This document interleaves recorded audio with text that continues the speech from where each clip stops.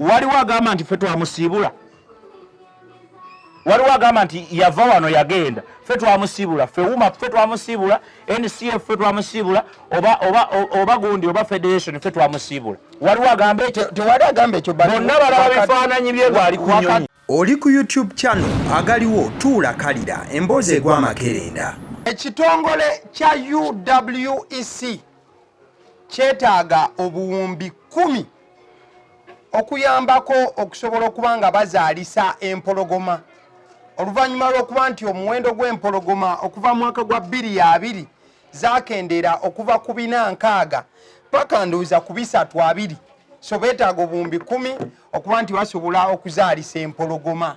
zisobole okuba nti omuwendo gwazo gweyongerako. Abasiddi omusunsuzi linnya lyange agaliwo ye YouTube channel kwoli nga sinabakuwa Mwami Obote kubuuzaako njagala kutegeeza ku ssomero lya Agape Christian School Buwama kuli Katebo tugamba nti kilometers 2 zokka okuva ku Masaka highway 65 jogera maaso n'okuba nti osasulanga school fees liva ku nursery paka P7 ate nga lya kisulo kyokka omwana ekikwatagana n'emifaliso ebyabisanga ku ssomero ate ng'omusingi gwe baliko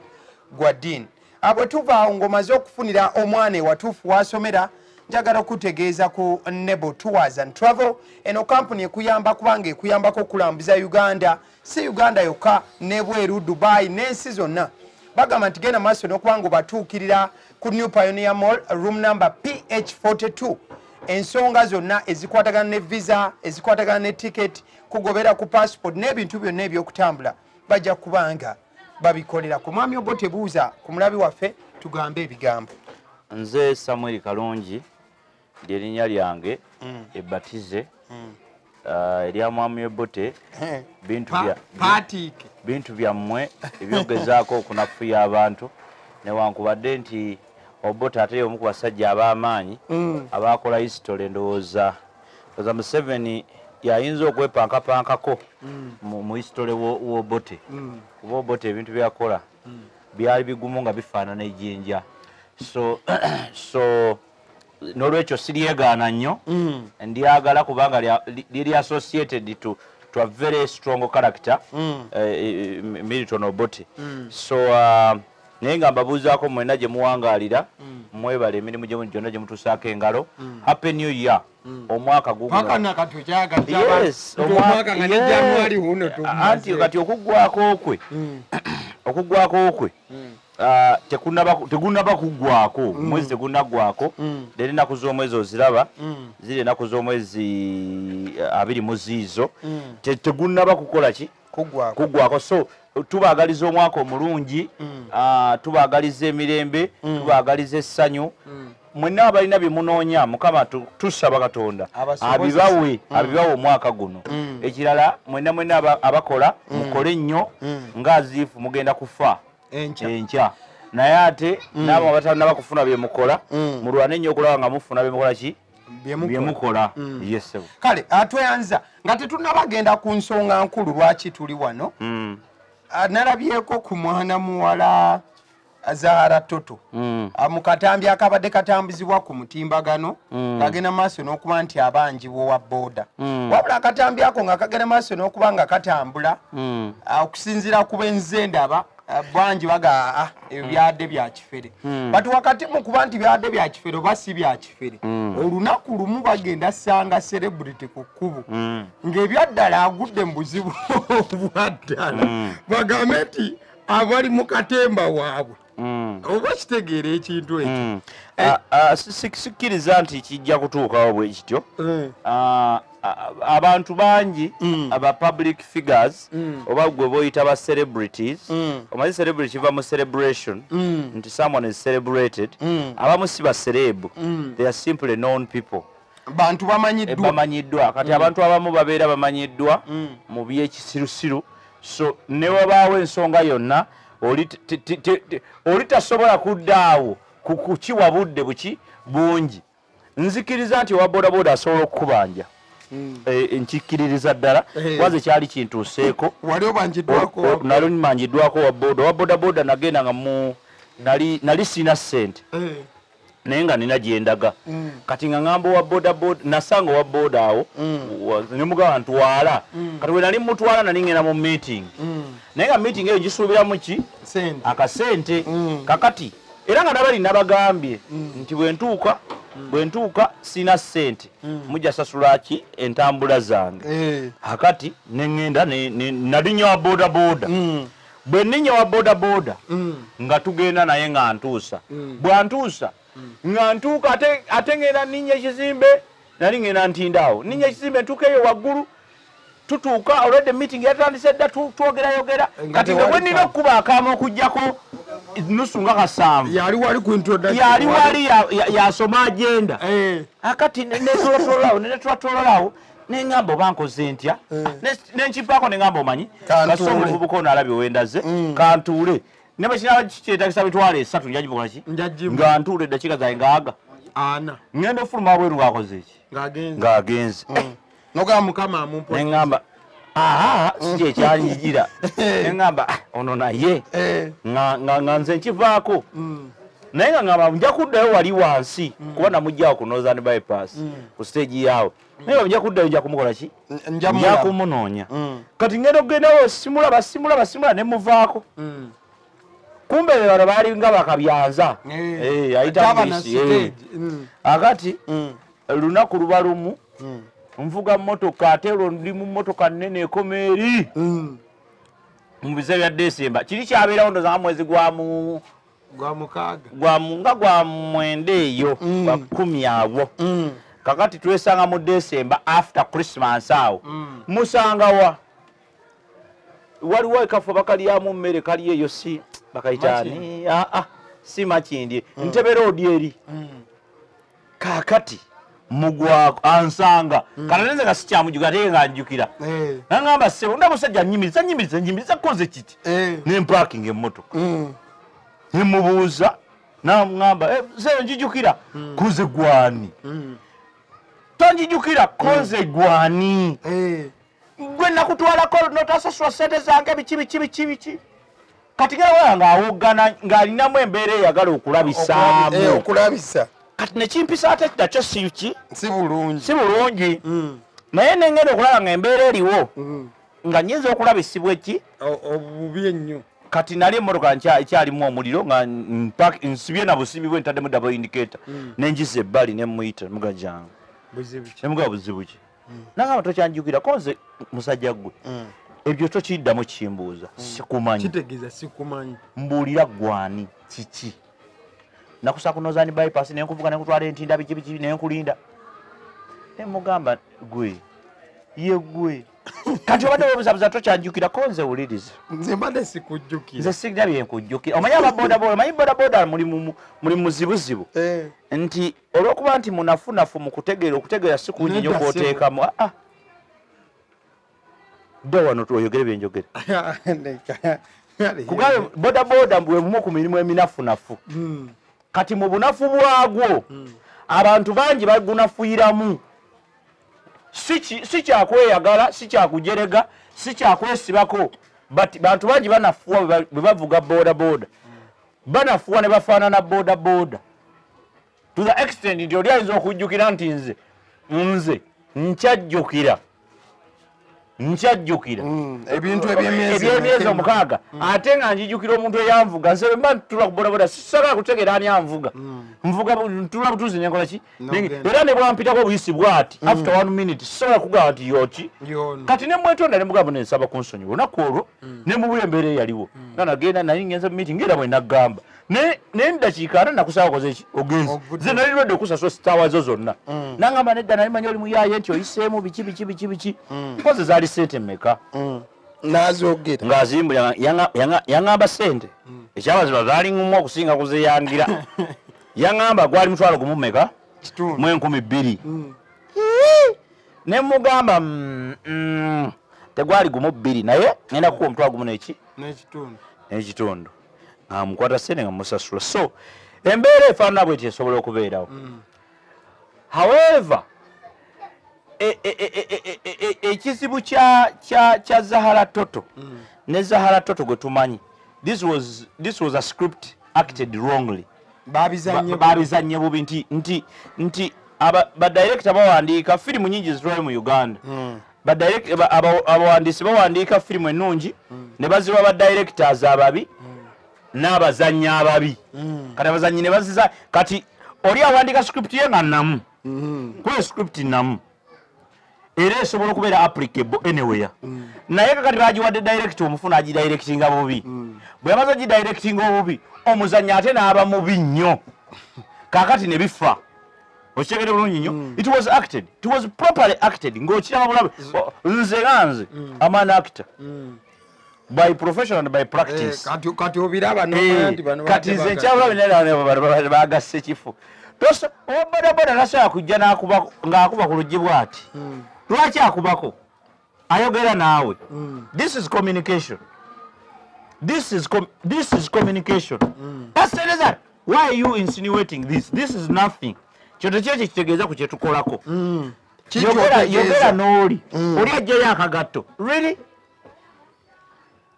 zahala toto kukutegeerako nakumanyako the best you can react ng'owa bodaboda akulumbye mu mbeera eyo si kumuza bali kumugamba omanja sente meka obodaboda ayinza okuba nga akubanja miliyoni gyadde emitwalo 5 kati nyaa kutegeera abadde amuvugirawa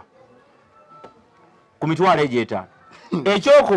ekyokubiri wegiwerera emitwalo kitegeeza zibadde ngendo eziwera kitegeeza oyo aba muntu wo muba mukwatagana there's no reason for alarm tasobola kukola alaamu eyo naye badde tokwata simu okumala emyezi 2 bwakusaabaga babaasi nkufunye obadde ombuzeeko badde nkunoonya omuntu owabodaboda omuntu gwabanye emitwalo 5 tasobola kweyisanga gwe yakavuga mulundi gumu kubanga olugendo lw'emitwalo 5 gundi yali agenda oba bwe yagenda eno gundi gye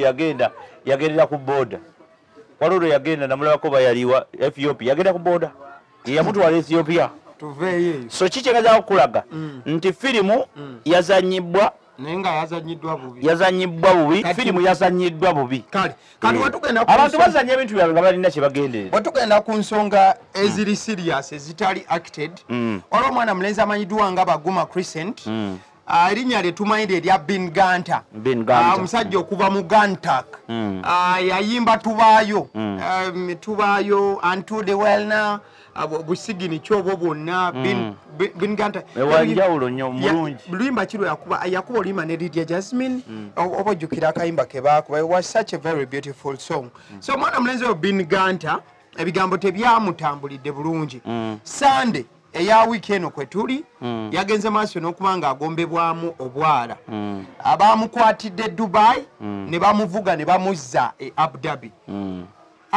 ng'emisango egimugombesaamu obwala gyagenda maaso n'okukolebwa ennaku z'omwezi zaali 8 January ono yennyini gwe tulimu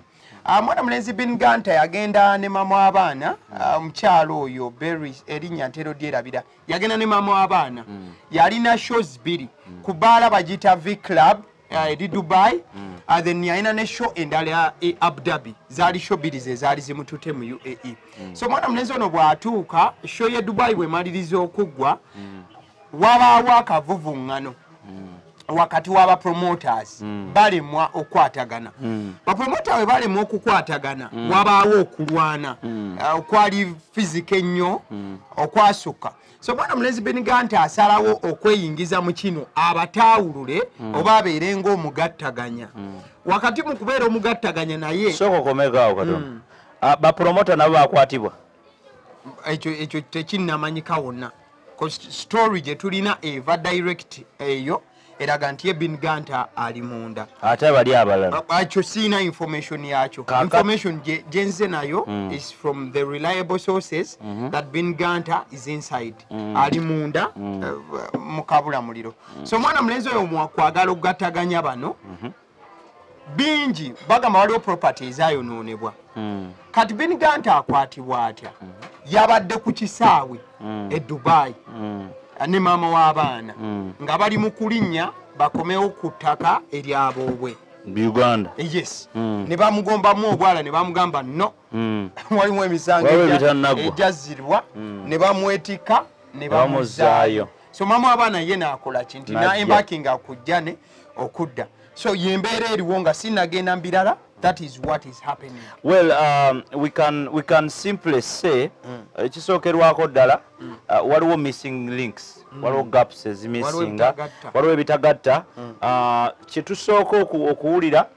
oba kyetusooka okwogerako, we must be very honest and say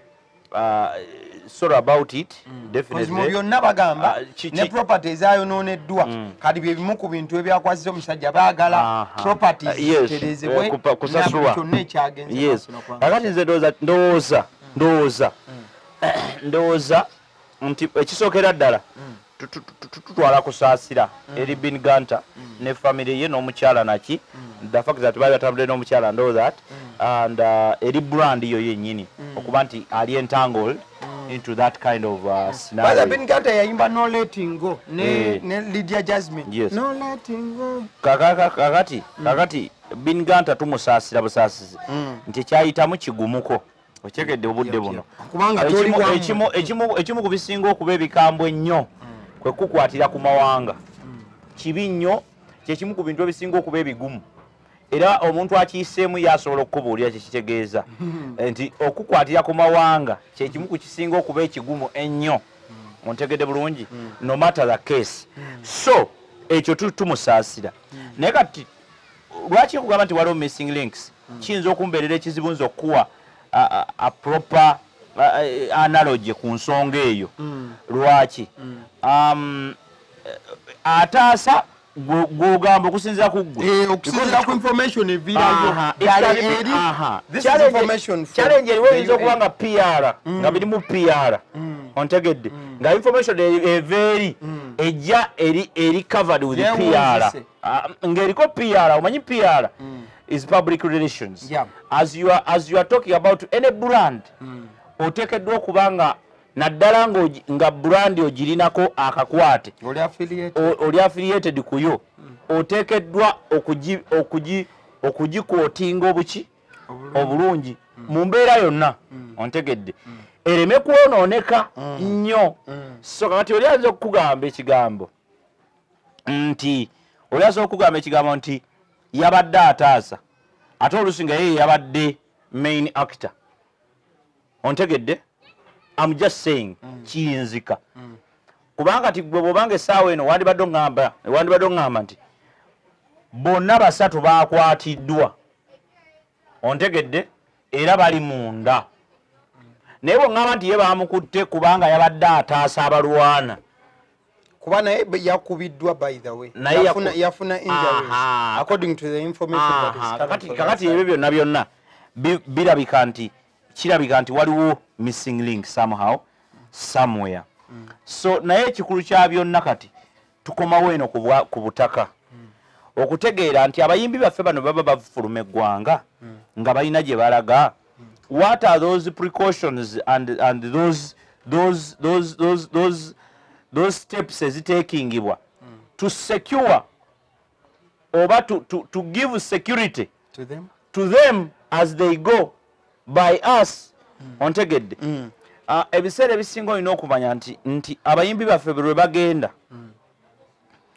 waliwo ka insurance nze nakugambako ku bino ebintu bino byaba Kenzo ne biki byani bino byonna byenkugamba simanyi tulina NCF National Cultural Forum tulina WUMA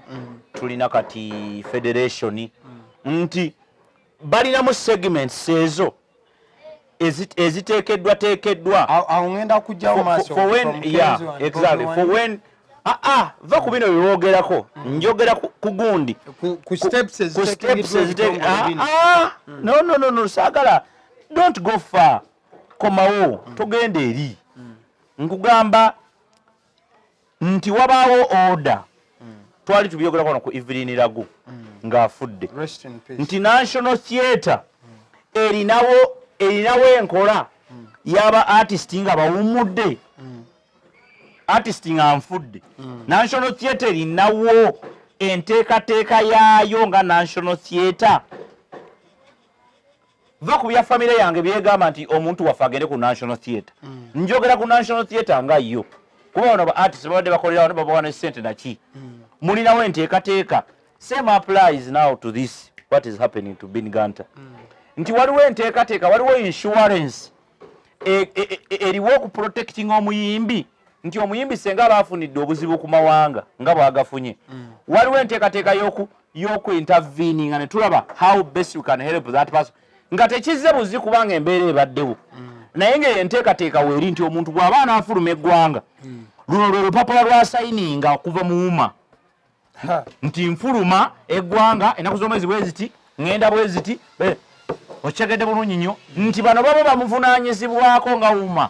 ng'ali eri ti just in case afunye obuzibu it is very easy to trace nga mwategedde yagenze atya ani gwe yagenze naye lwaki yagenze bwati agenze kuyimbawa agenda kukomawo atya ontegedde bulungi nnyo nti do they have that kind of paperwork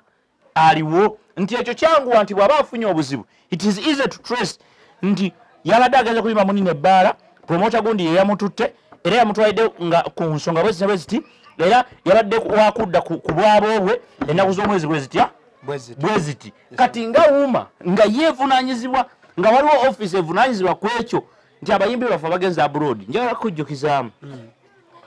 omuyimbi gwe bayita Alakeri yajjako mu Uganda wano nnaku zokole baamusiba olw'embeera ze yayitamu yajjako mu Uganda wano I think oba gundi yamuleeta Airtel basituke bakole ne project ya We Connect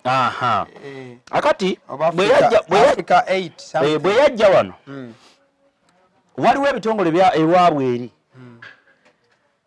n'amazzi ge yanywa teyanywa lw'enzooli ontegedde ne gundi yagaana okuyimbira waliwo emizindalo gye baali bamuleetedde ndowooza yagaana kuba ne microphone waliwo microphone gye baali bagira oba ndowooza baali oba kyali kika kya Yamaha something like that nga buli kyuma ekirina okuba ku stage kirina kuba kya Yamaha. Are you serious? Okusinziira ku description ebintu byalina okukozesa nti eri brandi ye si kumujjeeri gwe n'omuleeta wano n'omuyimbisa ku Changhang kati omuyimbisa ku Changhang kitegeeza aba promotize Changhang wano. Do we need to get to that level? We need to start. But that's a long way to go. No, it's not a long way. Kankubulire bino ebintu obiraba. Nze nakugamba buli kintu kye njogerako kiri applicable. Because nze ndi scientific ng'omuntu. I know. Nze buli kintu kye njogera kiri applicable. Tewali buzibu kukeera ku makya ne mutuula wansi nga UMA ne mugamba nti tutaddewo office ekulirwa Mwami gundi. Yo ekolagana na nsonga z'abayimbi baffe abagenda ebweru nga bw'oba ogenda ebweru ng'omuyimbi waliwo olupapula lw'osayininga ogenda kukomalayo naku mmeka ogenda kuyimba wanawa ebyo byo nga biri awo era nga waliwo n'akasolo akatono koowa nti just in case tutandikira ku information eno ne tukulwa kubanga kati bamukutte bukwasi by'amateeka waliwo bayinza okufuna obuzibu obusinga ku obwo ne bamukwata oba ne bamubba oba ne bamubba sente zonna ne bazimubbako gundi yajjako wano wancekeca Saida Kaloli wancekeca yajja n'ayimbira awo waliwo ebbaala yali awo Emmengo nga wali tiyaaya awo waliwo ebbaala bali bagiyita batya but yali awo mu junction eyo oba bali bagiyitaani mukama yali amaanyi nnyo Mmengo awo n'ayimba nnyo n'ayimba twali tukyali baana bato naye kye tujjukira baamubba nga bamaze okumuwa ssente ate ababbi ne bazimubbako. Who told me about a story ya Saida okujja wano n'agenda oba oyima? Are you the one? Someone gave me that story. This is the first time I'm talking about this. Someone gave me a story nti Saida yajja mu Uganda n'agenda ewoyima eyo. So waliwo obuzibu nti waliyo obuzibu bungi. Waliwo obuzibu era ndowooza lwe lwali olunaku lwe lumu kubanga yajja yayimba shows ndowooza zalinga bbiri naye nga naawo yayimba waawo kyenjijjukira sente ndowooza yazikuŋŋaanya nga bulaka nyenda yimba abaana bonna ne bazitapinga ne zibula akati kitegeeza ki nti buli muyimbi yenna waali you can never be tosobola kubeera very safe. You cannot be very safe nga toli wammwe. So kati wateekeddwa okubaawo enteekateeka ennuŋŋamu okuva ewammwe gy'ova okulaga butya bw'oyinza okumanejinga bw'osobola okumanejinga okubeera nti oli ku mawanga naye ng'ate you are connected well at home. By the way, byo nanga So si bino bya kisa nti Eddy Kenzo yakwatibwa ekisa n'agamba bw'ati oba n'akola kino bw'ati oba Bobi Wine yakwatibwa ekisa no nga si bya kisa nga biteeketeeke weebiri kati balabe ekisa bajja kwongereza ku kino kuba kati essaawa eno okuleka amawulire waliwo agamba nti ffe twamusiibula waliwo agamba nti yava wano yagenda ffe twamusiibula ffe wuma ffe twamusiibula NCF ffe twamusiibula oba gundi oba federation ffe twamusiibula waliwo agamba ekyo tewali agamba ekyo bonna balaba bifaananyi bye bwali ku nyonyi wakati awo Eddy Kenzo nga ye president wa federation afulumiza obubaka olwaleero agambye yet again this morning we have yet again woken up with news of the arrest of our brother Baguma Crescent aka Gunter in Abu Dhabi, United Arab Emirates. This is so disturbing to hear that our brother is still being held, yet news coming in indicate that he was third party to the chaos being investigated. Well, as the president of the federation, I'm trying my best getting in touch with His Excellency Zake Chibedi, the ambassador of Uganda in United Arab Emirates, to make sure our brother gets justice and is set free as soon as possible. And those that are responsible be charged for their crimes. I continue to urge all of you, my talented brothers and sisters, to continue being vigilant. This year, 2024, all of us are winners. Kakati vigilance kyayogedde ebigambo byayogedde bya kisanyo wayaga magena kwogera ne ambassador kakati ebyo ebigambo wa Uganda kakati ebyo ebigambo mukulu Kibedi omanyi tulina otereeza eggwanga lyaffe Mwami Museveni atufuze ebbanga ddene ng'atufugira mu mbeera ya I will ebyokuba nti ensonga ekwata ku ye ontegedde so abantu bangi eyebadde ensobi naye ate ebadde ensobi eriweero calculated nsonga ya byabufuzi nnyo tetujja kugenda eyo kuba tetubitegeera katuwogere ku bye tutegeera nti essaawa eno watteekeddwa okubaawo enteekateeka wetulaga Uganda weeraga wanene okusinga kye tulaba tulina okutandika okuteekawo enteekateeka kati ebyo bigambo Eddy Kenzo byayogedde bya bufuzi bya bukulembeze bya kukakanya mitima gy'abantu nakulungiya linnya lye kyolaba Eddy Kenzo bw'afaayo bannange ati agenda taking step lwaki atekinga step anti mpuliriza lwaki ye yali not taking a step yandibadde agamba nti the offices tulina office eri concerned mu ensonga y'abayimbi baffe bafulumya eggwanga era bagenda handling ensonga eno tujja kuba tubabuulira amawulire nga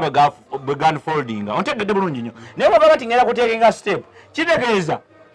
naawe kikudisturbinze kikuguddeko ng'omukulembeze kati oli mukisalira magezi kati kyenkugamba njagala ontegeere bulungi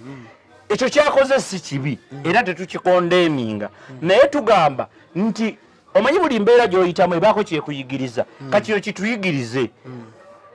muwuma oba mu federation oba mu NCF wabeereyo office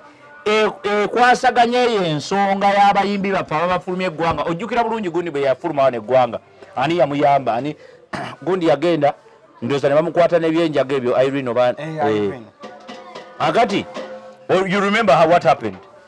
era wagenda okulaba nga abamuyamba ate baali balala naye wuma yaliwo kitegeeza nti kakati bazira kisabe bayamba kati wajja kugendayo omuyimbi atalina mukwano gwe agenda mukwatibwa kisa oba otegedde gyendaga you get where I'm going nti wajja kubaayo omuyimbi nga ye mwami Abbaside omusunsuzi agenda ayimbire Abu Dhabi afune obuzibu nga Eddy Kenzo tamumanyi nga gundi tamumanyi ate nga tamulinaako kisa kyonna agambe kati nze mutandikire bwoyo si kyali wange simumanyi simulabangako simbanko naye remember Uganda ekula abayimbi bawera buli lunaku waliwo abayimbi abajja okubeerawo nga bo bayimbi kati zenna bayimbi bange ab'amaanyi nenga b'amaanyi nnyo mu nsi yonna babamanyi naye nga gwe tomumanyi omanyi Muserebende omumanyi simumanyi Muserebende naye nga Muserebende ayimba buli lunaku buli lw'omusanga olina mukwano gwe ye Muserebende ayimba this is serious ayimba zino these traditional songs Muserebende ansonyiwe era Muserebende akusobera lero ndi mukuletera ulirira Muserebende ayimba nti buli luvannyuma lwa myezi eki abeera ku nnyonyi atambula n'abantu abawera 10 n'abameka his team atambula n'abantu abawera 15 nkubuulira sente ze bamusasula ati nkugamba nti katika no saagala buuze nga mulalu wa mu Uganda negedde bulungi nnyo. That is my argument. Otherwise embeera negenda maaso twebaza Bobi Wine kyagivudde n'agyogerako Eddy Kenzo agyogeddeko naye nga kino tetugenda kitambuliza esawa zino ku internet bakoze ne hashtag free Beenie Gunter and many people are responding positively. Kati my worry nti wajja kubaawo omuntu atali Beenie Gunter yedi balemenda mukolera hashtag what is it going to look like ochegeza kulaga. So my argument ovudde ku kino but biri tubireke Beenie Gunter bayomiza agenda kuteebwa ekyo tumusabira atajja kuteebwa kubanga kasabibanga omusango tegulimu nnyo musaayi biki eventually he will be released naye wajja kubaawo ensonga endala nga Bobi Wine omuntu oyo tamumanyi nga Eddy Kenzo omuntu oyo tamumanyi nga tewali amumanyi naye nga artist nga yabadde agenze gundi erikola ki kuyimba agwe mu kizibu akwatibwe who will help. So they must be streamline. Balina okustreamlininga mu bitongole byabwe muteekeddwa okuba mu office ekwasaganya ensonga z'abantu abali diaspora. Obubaka bwange obusembayo njagala kubeebaza bwebaza nti mwebale okulaba agaliwo ennaku zino badde nkeberayo nga ndaba abantu bajja ne batulaba abamu batuvuma temutuvuma Mwami Obote aliwanyi twagala Obote muliriza kati temutuvuma you argue scientifically ontegedde teekawo ekirowoozo kyo feffe tukuyambeko oba oli awo naffe tuwabule tutera okugamba abantu nti ffe si ffe tusinga okutegeera ffe wano we are simply contributing what we can contribute nga ffe okigere bino bye tukola tewali yabitutuma tubikola byaffe tewali atusasula tewali ki era twagala tusasula kubanga ffe okusasula kwaffe mwe kutegeera kye tubakola ki kye tubagamba naye temutuvuma ate tetubeegayirira era bwe mwagala okwongera kutuvuma era mutuvume tetulina buzibu naye namwe balivuma abaana oba okolimye awo oba okolimye temubuliriza awo oba okolimye temutuvuma wamma si kyekituufu ky'okukola naye argue with us scientifically and ideologically bwe maze ngambye nti federation yeetagamu office ekwasaganya ensonga z'abantu abali ebweru ba diaspora abagenda ebweru nti omuntu ne bw'aba afuluma Uganda abeeko olupapula lwa sayininga ababuulire nti ndaga wano ngenda kumalenda ku bweziti ngenda kuyimba promota wange egundi bweti nti kituyambeko olumu abamu bamanyire okugenda ne batasasula nti ekyo bwe kibanga kyetugira we are simply saying that gwe bw'oba olina ekisinga ku ekyo kyoba okugamba kitayipinga mu comment era abantu bajja kujja bakisome era bayinza okitwala. So don't argue with us, we are not arguing with you, we are simply giving you our ideas and we are simply doing what we are supposed to do. Constitution egamba nti we are the government. Kakati ffe tulina nga tetulina bagamba government tekoze kiri naffe tulina okubanga kyetukola towards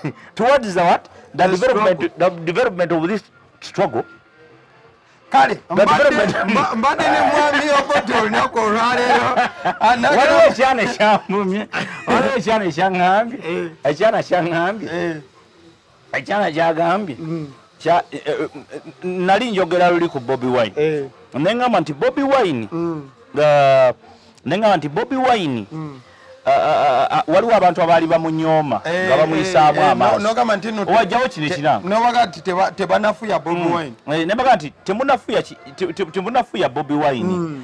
nze kwegamba njagala nnyo bwempampakanya Bobi Wine muwakanye from an ideological point of view neme muwakanyiza mu kumujeregerera oyo muyimbi akole ki nebagamba nedda bwe muba mwagala okwogera ku Bobi Wine mumwogereko from an ideological point of view temumujerega nti ye yali muyimbi asobola atya okubeera kati ng'ayagala bwa president nedda obatoka nti ekyana nekigamba ekyana kyakomenti nze nekigamba nze komenti bbiri za kansansi eyasooka yawulira ngamba ey'omutwe yaŋŋamba nti ogwo omutwe gwo so sale kuba akati omulala yaŋŋamba ekigambo yagambye yataddewo n'agamba I am very disappointed biki n'ayogera ebigambo ng'agamba nti saita pepa 3 kubanga nayogedde neŋŋamba nti Bobi Wine bw'oba omujeregerera nti yali muyimbi Napoleon ye yali kobula kakati lwakuba nti bano abaana abasinga betusoma nabo basoma kuyita bibuuzo tebasoma kutegeera bantu bangi tebamanyi history wani bwe wagenza okunoonyereza ki kyewafunye